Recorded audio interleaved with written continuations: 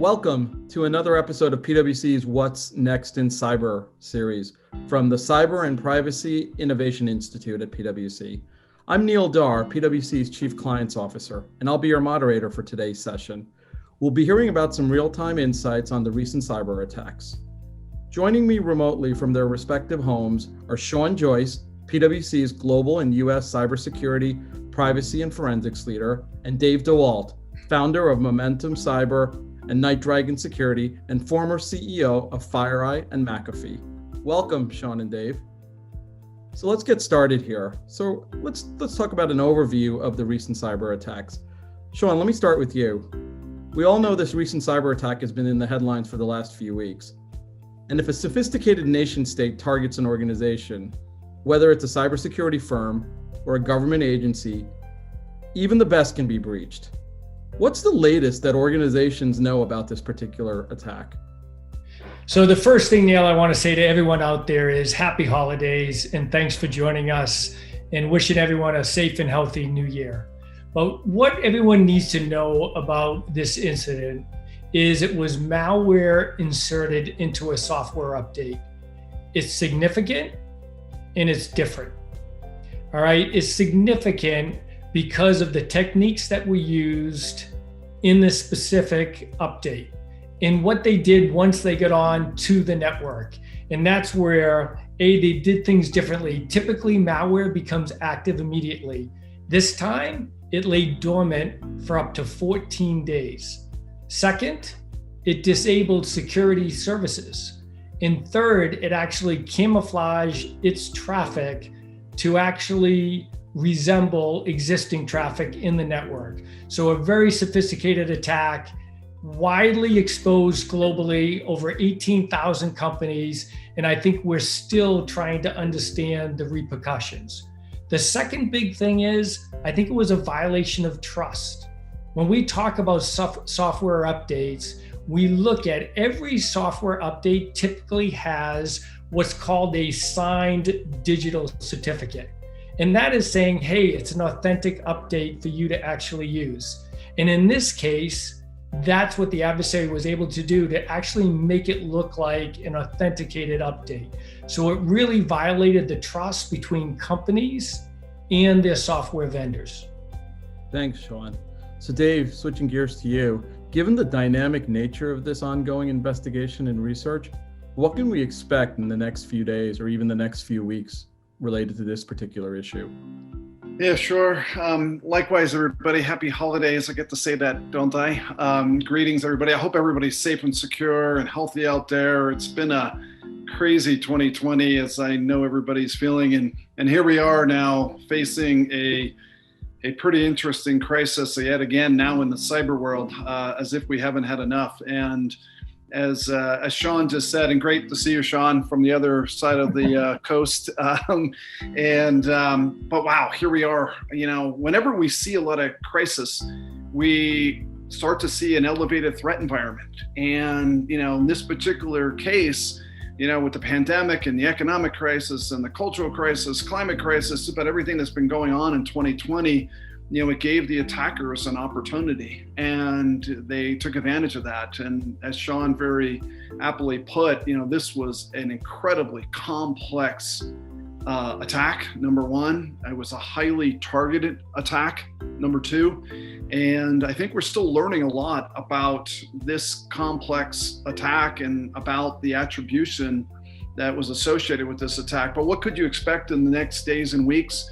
You know, probably two or three things. You know, number one, we're going to learn about more victims, unfortunately. You know, as Sean mentioned, there was initially about over 30,000 customers who had the software product and about 18,000 that actually had the update. But it's widely believed that there was only about 50 actual victims. We'll see if that holds up, but this was a very targeted attack and very specific APT campaign. And we'll probably see a few more victims come out publicly. We'll also learn a little bit more of attribution. There's a lot of belief that we'll have very accurate attribution coming as well. So we'll know a little bit more about the attacker. We'll know a little bit more about the TDP, or the tools and techniques that were used by the attacker. So like any major breach that occurs in any major attack, there'll be lessons learned here. And hopefully those lessons learned can really make us more secure in cyberspace going forward, because this particular attack was very egregious and very complex. You know, Dave, I think you make a great point there. Like every breach that we've seen over our careers, you know, it develops and changes over the course of weeks, months, and sometimes years. So change is definitely going to be the constant. Thanks, guys, for that color. So as I hear the tone from both of you and then speaking to others in the industry, this incident feels different than some of the other incidences that we've experienced, call it the last 5 years, 10 years. Is that accurate? Like, how do you guys see this compared to other incidences over the last several years? Maybe Sean, I'll start with you. Yeah, I guess, Neil, I think it's different because is we've already talked about the sophistication. But the second is, it seems like the primary purpose of this was espionage. So when we look at a lot of incidents, it's not for espionage. Sometimes it's for intellectual property. A lot of criminals do it for profit. This specifically, and you've seen by the number of US government agencies that are part of this breach, that the primary purpose seems to be espionage that was actually conducted by a sophisticated nation state. Dave, anything to add on that? Yeah, I would agree. I can't agree more with Sean in that it was very different. It was very complex, but but similar in a lot of ways to what we've been seeing now for, at least for me, almost 20 years, watching the complexity of these attacks continue to exponentially expand in their complexity. And so here we are yet again with a very complicated, sophisticated actor, finding ways in which to breach organizations. But espionage has been around for a long time, and as Sean mentioned, there's crime and there's hacktivism, there's espionage, there's even warfare and terrorism components that we're facing today. I see this almost perfect storm. I always like to say, all this capitalism, all this technology innovation is creating a lot of vulnerabilities. And then when you create obfuscation and anonymity on the internet, and now the complexity of the attackers and the research that goes into the offense, here we are. And so, while this is a very different type of attack, it's, something we've been seeing in the last years, in fact, many years, and we'll probably be seeing it for years to come, unfortunately. Yeah, and the other thing is, Dave, I want to underscore the amount of work that the US government has to do. You're looking at perhaps years of understanding the impact of this breach, and they've had several, but that's something that I think, hopefully will be a broader message to everyone that we've got to handle this risk differently going forward. So with that, maybe we could shift towards what the C-suite, CEOs, CFOs, and other senior members of the executive team should be discussing with CISOs and CIOs. So with that, maybe Dave, I'll bring you up first. The recent cyber attack took advantage of an organization's trusted relationship with its software vendor. At least that's what we hear and see. So given the large number of software vendors that are a part of an organization's technology ecosystem, what questions should CEOs and business leaders be asking their technology and security executives in protecting their technology ecosystem or supply chain? Yeah, I think it's a great question. And, there's so many places I could go with, conversations that should be happening here. But to your point of the supply chain, I think this is really critical right now, especially with this latest breach that's occurring. But do you know your supply chain? I'll just start with that. Everybody, oh yeah, I know my supply chain. Knowing your supply chain means knowing every tier of your supply chain. Oh, I have this particular device, and I'll just point to the back. Here's my thermostat that's IP addressable here in my home. Well, hey, it's a thermostat manufactured by a particular vendor, but where did the componentry come from? How does it communicate on my network? Is it vulnerable? How's it vulnerable? So really understanding all the tiers of that supply chain are critical. So, first advice that you would have at the CIO to CISO level is, do you really know your supply chain? Do you know every vendor that's in your architecture? Do you know the supply chain of those vendors? And do you know the components in there as well? Because we're seeing attacks on everything from firmware to componentry on a device to how the device communicates.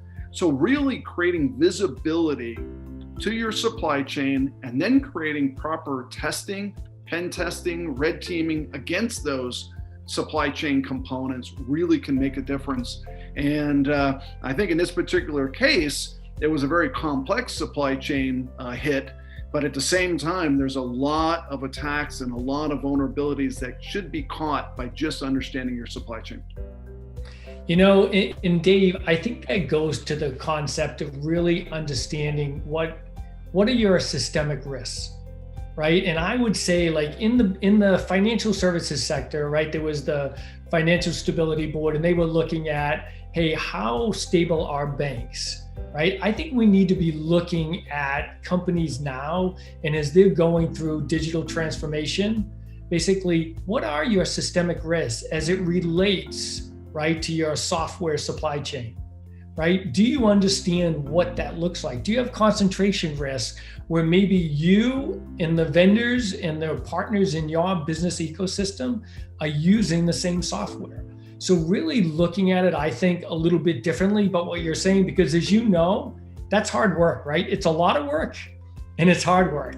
And then how do you actually make sure you can follow up and verify some of those things? So, I actually think we've got to start looking at this as a systemic risk, right? All our companies are going digital, and do we actually understand those critical dependencies, and are we able to actually mitigate that risk, successfully?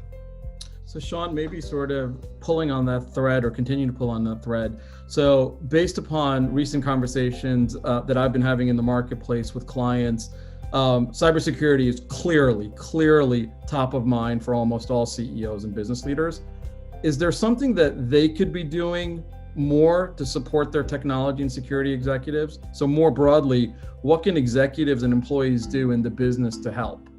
Yeah. So where I think, Neil, you need to start is I would agree that every CEO would say it's one of their top risks. I think the challenge is, how do you set the tone from the top? How do you actually build a culture of security? And one of the things I like to ask, there is not a company out there that doesn't do phishing exercises, right? My question is, who sends out the results? Does the CEO send out the results? Because that will set a different tone in the company. So I really think, right, that C-suite has that responsibility to set the tone from the top. The second thing is, are they really considering the cybersecurity implications in every business decision they're making? Whether it's their growth strategy or their overall business strategy, is that embedded into the fabric of everything they do? Good points. Dave? When you think about this, you want to think about three things: people, product, and process. On the people side, not every organization can have the smartest people, the most experienced people. But if you don't have that, there is organizations and partners that can really help augment, like PwC, and like organizations that do managed security service and incident response. I really think having the right people in the organization really matters. And then when you think about the product quickly, I oftentimes think about, are you spending your budget proportionately to your organization in cyber? I mean, cyber is growing at 4 times the rate of IT. Is your budget doing the same? Are you managing that cost properly? And then ultimately, are you managing the process properly? Are you patching your systems properly? Are you looking for indicators of compromise properly? It really matters at the end of the day how fast you can patch, especially a Sev1 vulnerability, and how fast you can see an indicator of compromise and then respond. Those organizations that can patch quick and respond quickly are the ones that reduce the risk the greatest. So people, process, and product really matter at the end of the day, in my opinion. I love it. You kept it simple. So thank you with that.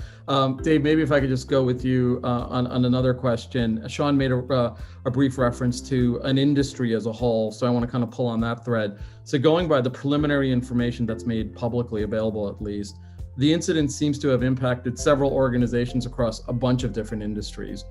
Is there an opportunity for organizations to engage in a coordinated effort to mitigate the risk of future incidents, i.e. industries sort of working together? And if they can, what roles do CEOs and C-level executives play in such a scenario? The answer is absolutely, we can work together. I mean, it takes a village, so to speak, to solve some of these challenges. And I'm very proud of what we watched in this last breach, this very large, almost seminal moment to bring government together with industry, public-private partnerships having to work together, because obviously we saw part of the government breached here and part of the industry breached as well. Sharing indicators of compromise, incident response forensics really can make a difference in helping so there's no more victims as well, and other people can respond.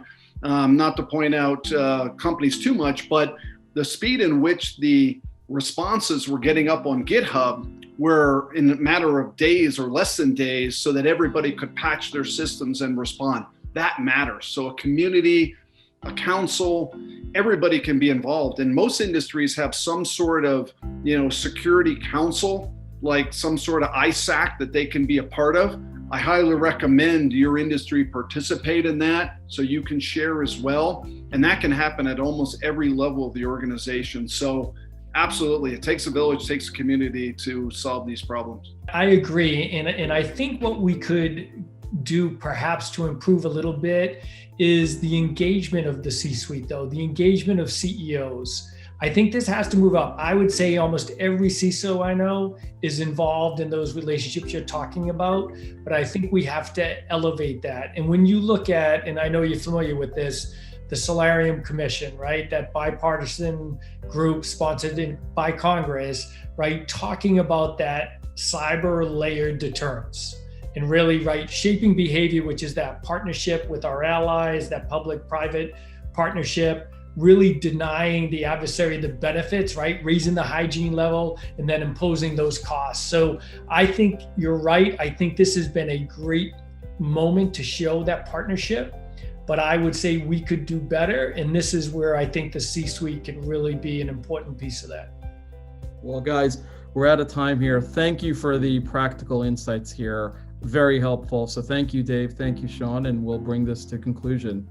Happy holidays, all.